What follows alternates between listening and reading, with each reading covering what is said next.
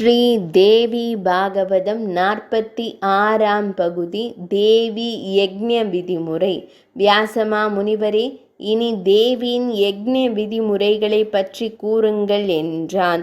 மன்னா, அந்தணர்களுக்கு சாத்வீக யக்ஞமும், அரசர்களுக்கு ராஜச யக்ஞமும், ஞானிகளுக்கு ஞான யக்ஞமும், அசுரர்களுக்கு தாமச யக்ஞமும் ஒதுக்கப்பட்டுள்ளன.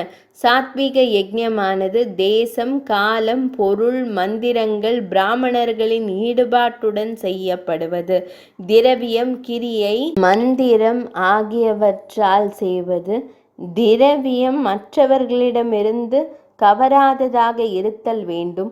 அத்துடன் குற்றமற்றதாகவும் இருத்தல் வேண்டும். மன்னா, உனது முன்னோரான பாண்டவர்கள் ஒரு ராஜசூய யாகம் செய்தனர். அந்த யாகத்தை ஸ்ரீகிருஷ்ணர், பரத்வாஜ மாமுனிவர் போன்ற உன்னதமான பல பிராமணர்கள் நடத்தி வைத்தனர். அந்த யாகம் முடிந்த 1 மாத காலத்திற்குள் பாண்டவர்கள் அரசாட்சியை துறந்து காட்டிற்கு சென்றனர். ஏராளமான துன்பங்களை அனுபவித்தனர். சபை நடுவே திரௌபதி துகிலுரியப்பட்டாள். இக்கொடுமையை போன்றொரு கொடுமை இதுவரை நடந்ததில்லை. இதற்கு காரணம் பாண்டவர்கள் செய்த யாகத்தில் பயன்படுத்திய திரவியங்கள் கலங்கப்பட்டதே ஆகும். இந்திரன் ஒரு பெரிய யாகத்தை விஸ்வரூபன் என்பவனை குருவாக கொண்டு செய்தான். விஸ்வரூபன் அவ்யாகத்தை அசுரனின் நன்மைக்காகவும் செய்கிறான் என்று நினைத்து அவனது தலையை வெட்டினான். அதனால் யாகம் தடைப்பட்டது. அதுபோல துருபதன் துரோணரை கொல்லவும் புத்திர உற்பத்திக்காகவும் ஒரு பெரிய யாகம் செய்தான். யாகத்தீயில் இருந்து திருஷ்டத்யும்னனும் திரௌபதியும் தோன்றினர். இவ்யாகங்களுக்கு பயனுண்டான போதும் அவை குற்றமுள்ளவையாகவே இருந்தன. விஸ்வரூபன் தேவர்களிடம் திரவியம் பெற்று யாகத்தை செய்த போதும் அவன் அசுரர்களும் நன்மை பெற வேண்டும் என்று எண்ணியமையால் அதற்கு தோஷம் ஏற்பட்டது.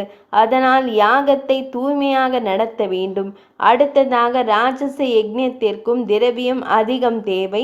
க்ஷத்திரியராலும் வைசியர்களாலும் செய்யப்படுவது இவ்யக்ஞம் பொறாமையுடன் கூடியது.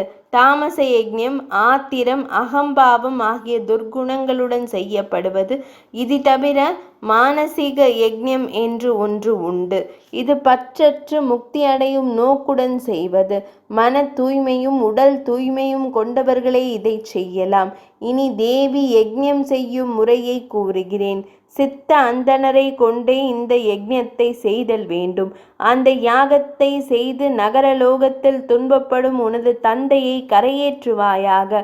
உனது தந்தை செய்த பாவம் மிக மிக கொடுமையானது. அவர் நிஷ்டையில் இருந்த ஒரு முனிவரின் தோளில் இறந்த பாம்பை தூக்கி போட்டது மன்னிக்க முடியாத குற்றம். அத்துடன் அதற்கான பிராயச்சித்தம் செய்யாது தனது அதிகாரத்தால் அதை சரிப்படுத்தலாம் என்று நினைத்தது அதைவிட பெரிய குற்றம் என்றதும் அரசன் பெருந்துன்பப்பட்டு தனது தந்தையை நரகத்தில் இருந்து மீட்கும் பணியில் ஈடுபட வேண்டும் என்று தீர்மானித்தான். 46ஆம் பகுதி நிறைவடைந்தது.